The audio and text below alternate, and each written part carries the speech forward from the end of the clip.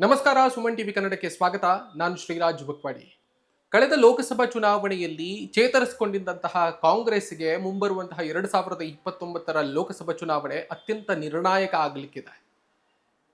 ದೇಶದಲ್ಲಿ ಬಹಳ ದೊಡ್ಡ ಮಟ್ಟದಲ್ಲಿ ಚರ್ಚೆಯಲ್ಲಿರುವಂತಹ ರಾಮ ಮಂದಿರದ ದೇಣಿಗೆ ಕಳ್ಳತನದ ವಿಷಯ ಮತ್ತು ಲಕ್ಷಾಂತರ ಕೋಟ್ಯಾಂತರ ವಿದ್ಯಾರ್ಥಿಗಳ ಭವಿಷ್ಯವನ್ನ ಕತ್ತಲೆಗೆ ತಳ್ಳಿದಂತಹ ನೀಟ್ ಅಕ್ರಮದ ವಿಷಯಗಳು ಪ್ರತಿಪಕ್ಷಗಳಿಗೆ ಪ್ರಬಲವಾದಂತಹ ರಾಜಕೀಯ ಅಸ್ತ್ರ ಆಗಬೇಕಿತ್ತು. ಆದರೆ ಬರೀ ಟ್ವಿಟರು ಆಮೇಲೆ ಪತ್ರಿಕಾಗೋಷ್ಠಿಗಳ ಹೇಳಿಕೆಗಳ ಮುಖೇನವೇ ಕಾಂಗ್ರೆಸ್ ಮತ್ತು ಅದರ ಮಿತ್ರ ಪಕ್ಷಗಳು ರಾಜಕಾರಣವನ್ನ ಮಾಡ್ತಾ ಇದೆ ಅನ್ನೋದು ಇಲ್ಲಿ ಮುಖ್ಯವಾಗಿ ಗೊತ್ತಾಗ್ತಾ ಇದೆ. ಧರ್ಮ ರಾಜಕಾರಣವನ್ನ, ಧಾರ್ಮಿಕ ಧ್ರುವೀಕರಣವನ್ನ ಕೇವಲ ತನ್ನ ಸಿದ್ಧಾಂತ ಮತ್ತು ಒಲವು ತತ್ವ ನಿಲುವುಗಳ ಆಧಾರದ ಮೇಲೆಯೇ ಎದುರಿಸುವಂತಹ ಕಾಲಘಟ್ಟದಲ್ಲಿ ಇವತ್ತಿನ ರಾಜಕೀಯ ಇಲ್ಲ ಅನ್ನೋದನ್ನ ಕಾಂಗ್ರೆಸ್ ಮತ್ತು ಅದರ ಮಿತ್ರ ಪಕ್ಷಗಳು ಅರ್ಥ ಮಾಡ್ಕೊಳ್ಬೇಕಾಗಿದೆ. ನಾವಿಲ್ಲಿ ಗಮನಿಸಬೇಕಾಗತ್ತೆ. ಇವತ್ತಿನ ರಾಜಕಾರಣ ದೇಶದ ಸುಮಾರು 60% ಯುವಕರನ್ನ ಸೆಳಿಬೇಕಾಗಿರುವಂತಹ ಅನಿವಾರ್ಯತೆಯಲ್ಲಿದೆ. ಲಕ್ಷಾಂತರ ಕೋಟ್ಯಾಂತರ ವಿದ್ಯಾರ್ಥಿಗಳು, ನೀಟ್ ಪರೀಕ್ಷೆಯ ಅಭ್ಯರ್ಥಿಗಳು ನೊಂದ್ರು ಬೆಂದ್ರು, ಒಂದಿಷ್ಟು ಜನ ಆತ್ಮಹತ್ಯೆಯನ್ನ ಮಾಡಿಕೊಂಡ್ರು. ಇಂತಹ ಸಂದರ್ಭದಲ್ಲಿ ಕಾಂಗ್ರೆಸ್ ಪಕ್ಷಕ್ಕೆ ಒಂದು ಐತಿಹಾಸಿಕ ಅವಕಾಶ ಇದೆ. ಇದನ್ನೂ ಕೂಡ ಸಾರ್ವಜನಿಕ ಒಂದು ಚಳುವಳಿಯಾಗಿ ರೂಪಿಸುವಲ್ಲಿ, ವಿದ್ಯಾರ್ಥಿಯ ಒಂದು ಚಳುವಳಿಯಾಗಿ ರೂಪಿಸುವಲ್ಲಿ ಕಾಂಗ್ರೆಸ್ ಪರದಾಡ್ತಾ ಇದೆ ಅನ್ನೋದನ್ನ ನಾವಿಲ್ಲಿ ಗಮನಿಸಬೇಕಾಗತ್ತೆ. ಈ ದೇಶದ ಸ್ವಾತಂತ್ರ್ಯ ಚಳುವಳಿಯ ಇತಿಹಾಸದ ಜೊತೆಗೆ ತನ್ನನ್ನು ತೊಡಗಿಸಿಕೊಂಡಂತಹ ಕಾಂಗ್ರೆಸ್ ಪಕ್ಷ ಇವತ್ತು ಒಂದು ಜನಾಂದೋಲನವನ್ನ ಸೃಷ್ಟಿಸುವುದಕ್ಕೆ, ಇವತ್ತೊಂದು ಸಾಮಾಜಿಕ ಚಳುವಳಿಯನ್ನ ರೂಪಿಸುವುದಕ್ಕೆ ನಿಜಕ್ಕೂ ಪರದಾಡ್ತಾ ಇದೆ. ಅಂತಹ ದಯನೀಯ ಸ್ಥಿತಿಯಲ್ಲಿ ಇವತ್ತು ಕಾಂಗ್ರೆಸ್ ಇದೆ. ರಾಮ ಮಂದಿರದ ದೇಣಿಗೆಯ ಅಕ್ರಮದ ವಿಷಯಗಳ ಬಗ್ಗೆ, ನೀಟ್ ಪರೀಕ್ಷೆಯ ಅಕ್ರಮದ ವಿಷಯಗಳ ಬಗ್ಗೆ ಒಂದು ರಾಜಕೀಯವಾಗಿ ಪ್ರಬಲವಾಗಿ ಅಸ್ತ್ರವಾಗಿ ಇಟ್ಟುಕೊಂಡು ಎದುರಿಸಬೇಕಾದಂತಹ ಸಂದರ್ಭದಲ್ಲಿ ಬಿಜೆಪಿ ಅಂತೆಯೇ, RSS ಅಂತೆಯೇ, ಕೇಂದ್ರ ಸರ್ಕಾರದ ಎಲ್ಲ ನಾಯಕರಂತೆ ಕಾಂಗ್ರೆಸ್ ಮತ್ತು ಅದರ ಮಿತ್ರ ಪಕ್ಷಗಳು ಇವತ್ತು ಮೌನವನ್ನು ವಹಿಸಿವೆ. ಮಾತನಾಡಬೇಕಾಗಿರುವಂತಹ ಸಂದರ್ಭದಲ್ಲಿ ಮಾತನಾಡದೆ ಕೂರುವುದು ವಿಪಕ್ಷದ ಒಂದು ಜವಾಬ್ದಾರಿಗೆ ಸರಿಯಾದದ್ದಲ್ಲ ಅನ್ನೋದನ್ನ ಈ ದೇಶದ 2ನೇ ಅತಿ ದೊಡ್ಡ ಪಕ್ಷವಾಗಿ ಇದ್ದುಕೊಂಡು ಕಾಂಗ್ರೆಸ್ ಇವತ್ತು ಅರ್ಥ ಮಾಡ್ಕೊಳ್ಬೇಕಾಗತ್ತೆ. ವಿರೋಧ ಪಕ್ಷಗಳ ನೇತೃತ್ವವನ್ನು ವಹಿಸಿಕೊಂಡಿರುವಂತಹ ಕಾಂಗ್ರೆಸ್ ಅತಿ ಶೀಘ್ರದಲ್ಲಿಯೇ ಇಂತಹದೊಂದು ಅನಿವಾರ್ಯತೆಯನ್ನ, ತುರ್ತನ್ನ ಅರ್ಥ ಮಾಡಿಕೊಳ್ಳದೇ ಇದ್ರೆ 2029ರ ಲೋಕಸಭಾ ಚುನಾವಣೆಯಲ್ಲಿ ಕೂಡ ಸೋಲೆ ಅನುಭವಿಸಬೇಕಾಗತ್ತೆ ಅನ್ನೋದನ್ನ ಇನ್ನಾದರೂ ಅರ್ಥ ಮಾಡ್ಕೊಳ್ಬೇಕಾಗತ್ತೆ. ನೋಡಿ, ಈ ಎಲ್ಲ ವಿಷಯಗಳ ಬಗ್ಗೆ ಚಳುವಳಿಯನ್ನ ರೂಪಿಸದೇ ಇದ್ರೆ, ಜನಾಂದೋಲನವನ್ನ ರೂಪಿಸದೇ ಇದ್ರೆ ಅದರ ಪರಿಣಾಮಗಳು ಏನಾಗುತ್ತೆ ಅನ್ನೋದನ್ನ ಕಾಂಗ್ರೆಸ್ ಅರ್ಥ ಮಾಡ್ಕೊಳ್ಬೇಕಾಗಿರುವಂತಹ ತುರ್ತು ಪರಿಸ್ಥಿತಿಯಲ್ಲಿದೆ. ಜನಾಂದೋಲನವನ್ನ ಸೃಷ್ಟಿಸದೇ ಇದ್ರೆ, ಇಂತಹ ಎಲ್ಲ ವ್ಯವಸ್ಥಿತ ಭ್ರಷ್ಟಾಚಾರ ಮತ್ತು ವ್ಯವಸ್ಥಿತ ಅಕ್ರಮಗಳನ್ನ ಜನರಿಗೆ ತಲುಪಿಸದೆ ಹೋದಲ್ಲಿ ಆ ಎಲ್ಲ ಹಗರಣಗಳು, ಆ ಎಲ್ಲ ಭ್ರಷ್ಟಾಚಾರಗಳು ಜನರ ಮನಸ್ಸಿನಿಂದ ಮರೆತು ಹೋಗುತ್ತೆ ಅನ್ನುವಂತಹ ಕನಿಷ್ಠ ಜ್ಞಾನ ಕಾಂಗ್ರೆಸ್ ಇಲ್ವಾ ಅನ್ನುವಂತಹ ಪ್ರಶ್ನೆಯನ್ನ ನಾವಿವತ್ತು ಕೇಳಬೇಕಾಗತ್ತೆ. 2014ರ ಹೊತ್ತಿಗೆ ಬಿಜೆಪಿ ಮಾಡಿದಂತಹ ಡಿಜಿಟಲ್ ಅಭಿಯಾನವನ್ನ 10-12 ವರ್ಷಗಳ ನಂತರ ಇವತ್ತು ಕಾಂಗ್ರೆಸ್ ಮಾಡ್ತಾ ಇದೆ ಅಂದ್ರೆ ನಾವು ಅರ್ಥ ಮಾಡ್ಕೊಳ್ಬೇಕು, ಕಾಂಗ್ರೆಸ್ ಇವತ್ತು ಎಷ್ಟು ಔಟ್ಡೇಟೆಡ್ ಆಗಿ ಕೆಲಸ ಮಾಡ್ತಾ ಇದೆ ಅನ್ನೋದನ್ನು ಕೂಡ ನಾವು ಕೇಳಬೇಕಾಗತ್ತೆ. ಜನಾಂದೋಲನ ಸೃಷ್ಟಿ ಮಾಡುವಂತಹ ಕಾಲಘಟ್ಟದಲ್ಲಿ, ಸಾಮಾಜಿಕ ಚಳುವಳಿಯನ್ನು ಕಟ್ಟಬೇಕಾಗಿರುವಂತಹ ಸಂದರ್ಭದಲ್ಲಿ ಡಿಜಿಟಲ್ ಮೀಡಿಯಾದಲ್ಲಿ ರೀಲ್ಸ್ ಮಾಡಿಕೊಂಡು ಟಿವಿ ಮಾಧ್ಯಮಗಳಲ್ಲಿ ಬೊಬ್ಬೆ ಹಾಕ್ತಾ ರಾಜಕಾರಣವನ್ನ ಮಾಡಿದ್ರೆ ಸರಿನಾ ಅನ್ನುವುದನ್ನ ಕೇಳ್ಕೊಳ್ಬೇಕಾಗತ್ತೆ ಕಾಂಗ್ರೆಸ್ ಮತ್ತು ಅದರ ಮಿತ್ರ ಪಕ್ಷಗಳು.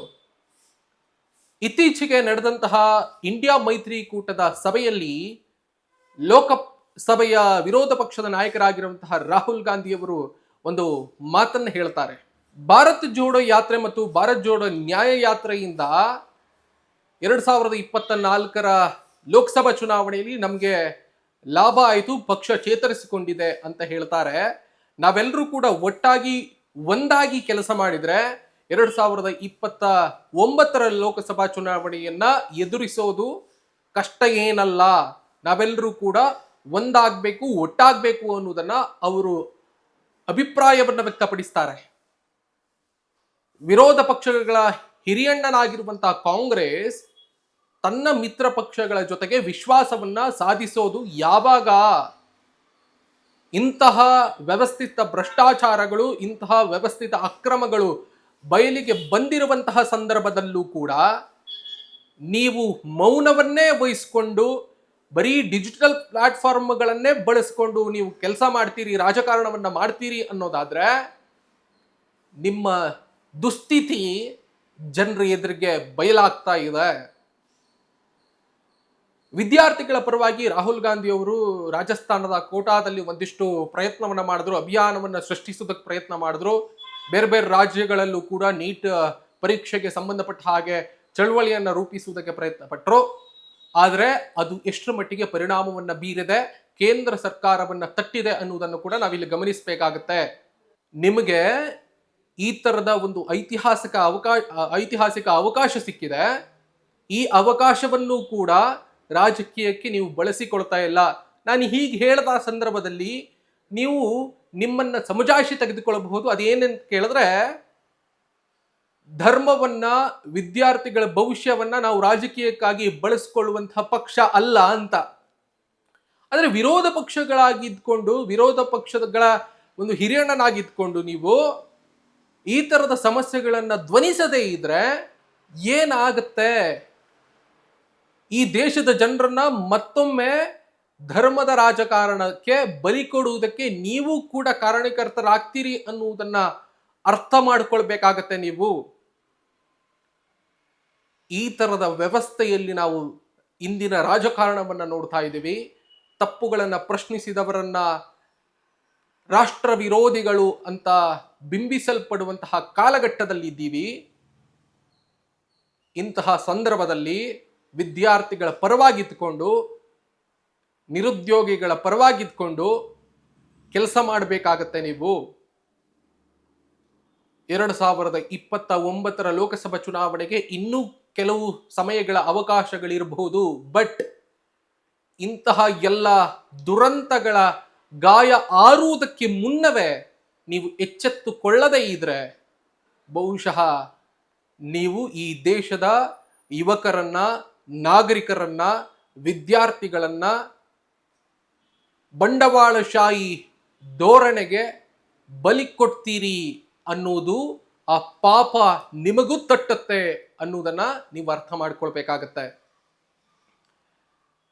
ಸ್ವಾತಂತ್ರ್ಯ ಚಳುವಳಿ, ಸ್ವಾತಂತ್ರ್ಯವನ್ನ ತಂದುಕೊಟ್ಟಂತಹ ಪಕ್ಷ ಅಂತ ನಿಮ್ಮನ್ನ ನೀವು ಹೇಳಿಕೊಳ್ತೀರಿ, ನಿಮ್ಮ ಪಕ್ಷವನ್ನ ನೀವು ಹೆಮ್ಮೆ ಪಟ್ಟುಕೊಳ್ತೀರಿ. ಆದರೆ ಈ ದೇಶದಲ್ಲಿ ವಿದ್ಯಾರ್ಥಿಗಳು ಎದುರಿಸ್ತಾ ಇರುವಂತಹ ಸಮಸ್ಯೆಗೆ ನೀವು ಪರಿಣಾಮಕಾರಿಯಾಗಿ ಧ್ವನಿ ಆಗ್ತಾ ಇಲ್ಲ.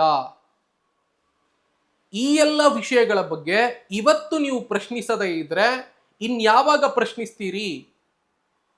ನೀವು ಹೇಳಬಹುದು, ನಾವು ಪ್ರಶ್ನಿಸ್ತಾ ಇದ್ದೀವಿ, ಡಿಜಿಟಲ್ ಮೀಡಿಯಾದಲ್ಲಿ ನಾವು ರೀಲ್ಸ್ ಮಾಡಿ ಹಾಕ್ತಿದ್ದೀವಿ, ಟಿವಿ ಚಾನೆಲ್ಗಳಲ್ಲಿ ಡಿಬೇಟ್ಗಳಲ್ಲಿ ಕೂತು ವಿರೋಧ ಪಕ್ಷವಾಗಿದ್ಕೊಂಡು ಕೇಂದ್ರ ಸರ್ಕಾರವನ್ನ ಸಮರ್ಥವಾಗಿ ಎದುರಿಸ್ತಾ ಇದ್ದೀವಿ, ಹಾಗೆ ಮಾಡಿದ್ದೀವಿ, ಹೀಗೆ ಮಾಡಿದ್ದೀವಿ, ಒಂದಿಷ್ಟು ಪಟ್ಟಿಗಳನ್ನ ನೀವು ಕೊಡಬಹುದು ಅಂತ ಕಾಣಿಸುತ್ತೆ. ಆದರೆ ಅಷ್ಟು ಸಾಕ ಇವತ್ತು? ಅದು ಸಾಧ್ಯ ಇಲ್ಲ. ಜನರಿಗೆ ನಿಜವಾದಂತಹ ವಿಷಯಗಳನ್ನ ತಲುಪಿಸಬೇಕಾಗಿರುವಂತಹ ಅನಿವಾರ್ಯತೆ ಇದೆ. 2029 ಲೋಕಸಭಾ ಚುನಾವಣೆಯ ಸಂದರ್ಭದಲ್ಲಿ ಅದಕ್ಕೆ ಪೂರ್ವ ತಯಾರಿಯಾಗಿ ಇವತ್ತಿನಿಂದಲೇ ಇಂತಹ ಎಲ್ಲ ಅಕ್ರಮಗಳನ್ನ ಜನರ ಮನಸ್ಸಿನಲ್ಲಿ ಅಚ್ಚಾಗಿಸುವ ಹಾಗೆ ಮಾಡದೇ ಇದ್ರೆ 2029 ಲೋಕಸಭಾ ಚುನಾವಣೆಯ ಸಂದರ್ಭದಲ್ಲಿ ನೀವು ದೊಡ್ಡದಾದಂತಹ ಅಪಾಯದ ತಿರುಗಣಿಗೆಗೆ ಬೀಳ್ತೀರಿ ಅನ್ನುವುದು ನಿಶ್ಚಿತ ಅನ್ನುವುದನ್ನ ಕಾಂಗ್ರೆಸ್ ಮತ್ತು ಅದರ ಮಿತ್ರ ಪಕ್ಷಗಳು ಅರ್ಥ ಮಾಡ್ಕೊಳ್ಬೇಕಾಗತ್ತೆ. ಕಾಂಗ್ರೆಸ್ನಲ್ಲಿ ರಾಹುಲ್ ಗಾಂಧಿ ಒಬ್ಬರಾದ್ರು, ಅವರಿಗೆ ಬೇರೆ ಬೇರೆ ರಾಜ್ಯಗಳಲ್ಲಿರುವಂತಹ ನಾಯಕರುಗಳು ಕೈ ಜೋಡಿಸ್ತಾ ಇಲ್ಲ ಅನ್ನುವಂತಹ ಅಭಿಪ್ರಾಯಗಳು ಕಾಂಗ್ರೆಸ್ನಿಂದಲೇ ಹೊರಗೆ ಬರ್ತಾ ಇದೆ. ಯಾಕೆ ನಿಮ್ಮ ಒಬ್ಬ ನಾಯಕ ಹೋರಾಡ್ತಾ ಇರುವಂತಹ ಸಂದರ್ಭದಲ್ಲಿ ಆತನ ಹೋರಾಟಕ್ಕೆ ಬೆಂಬಲ ನೀಡುವುದಕ್ಕೆ ಸಾಧ್ಯ ಆಗಲ್ಲ ಅನ್ನುವುದನ್ನ ನೀವು ನಿಮ್ಮನ್ನ ಪರಾಮರ್ಶಿಸಿಕೊಳ್ಬೇಕಾಗತ್ತೆ. ಸಂಘಟನೆಯನ್ನ ಯಾವ ರೀತಿಯಾಗಿ ಮಾಡಬೇಕು, ಯಾವ ವಿಷಯವನ್ನ ಸಾಮಾಜಿಕವಾಗಿ ಅದನ್ನ ತಲುಪಿಸಬೇಕು ಅನ್ನೋದನ್ನ ಬಹುಶಃ ನೀವು ಬಿಜೆಪಿಯಿಂದ ಕಲಿಬೇಕು ಅಂತ ಕಾಣಿಸುತ್ತೆ. ನೀವು ಇದಕ್ಕೂ ಕೂಡ ಸಮಜಾಯಿಷಿ ತೆಗೆದುಕೊಳ್ತೀರಿ. ನಾವು ಅಷ್ಟು ವರ್ಷಗಳ ಕಾಲ ಈ ದೇಶದಲ್ಲಿ ಆಡಳಿತವನ್ನ ನಡೆಸಿದ್ದೇವೆ, ಬೇರೆ ಬೇರೆ ರಾಜ್ಯಗಳಲ್ಲಿ ಬೇರೆ ಬೇರೆ ರೀತಿಯಲ್ಲಿ, ಮತ್ತೆ ಈ ದೇಶದ ನಾಗರಿಕರಿಗೆ ಸಂಬಂಧಪಟ್ಟ ಹಾಗೆ, ರೈತರಿಗೆ ಸಂಬಂಧಪಟ್ಟ ಹಾಗೆ, ಕಾರ್ಮಿಕರಿಗೆ ಸಂಬಂಧಪಟ್ಟ ಹಾಗೆ, ವಿದ್ಯಾರ್ಥಿಗಳಿಗೆ ಸಂಬಂಧಪಟ್ಟ ಹಾಗೆ ಕೆಲಸ ಮಾಡಿದ್ದೀರಿ. ಅವ್ರ ಪರವಾಗಿ ನಿಂತ್ಕೊಂಡಿದ್ದೀವಿ. ನಮಗೆ ಬಿಜೆಪಿಯಿಂದ ಕಲಿಯುವಂತಹ ಅವಶ್ಯಕತೆ ಇಲ್ಲ ಅನ್ನೋದನ್ನ ನೀವು ಹೇಳಬಹುದು. ಬಟ್ ಇವತ್ತಿನ ಪರಿಸ್ಥಿತಿ ಹಾಗಿಲ್ಲ.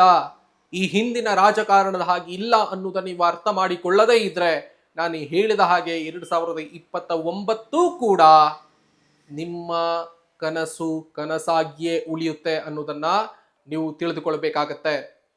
ಬರೀ ನಿಮ್ಮ ಸಿದ್ಧಾಂತ, ಬರೀ ನಿಮ್ಮ ತತ್ವ ನಿಲುವು ಅದಷ್ಟೇ ಸೀಮಿತವಾಗಿಟ್ಟುಕೊಂಡು ನೀವು ಧಾರ್ಮಿಕ ಧ್ರುವೀಕರಣ ರಾಜಕಾರಣವನ್ನು ಎದುರಿಸ್ತೀರಿ ಅನ್ನೋದು ಅದು ಅಷ್ಟೊಂದು ಸರಿ ಅಲ್ಲ ಅನ್ನೋದನ್ನ ಬಹುಶಃ ನೀವು ಯಾವಾಗ ಅರಿತುಕೊಳ್ತೀರೋ ಆವಾಗ ನಿಮ್ಮ ಪಕ್ಷ ಸಂಘಟನೆಗೆ ನೀವು ವಿರೋಧ ಪಕ್ಷದಲ್ಲಿ ಇದ್ಕೊಂಡು ನೀವು ಒಂದು ಸಮರ್ಥರಾಗ್ತೀರಿ ಅನ್ನೋದನ್ನ ಬಹುಶಃ ನೀವು ಅರ್ಥ ಮಾಡ್ಕೊಳ್ಬೇಕಾಗತ್ತೆ.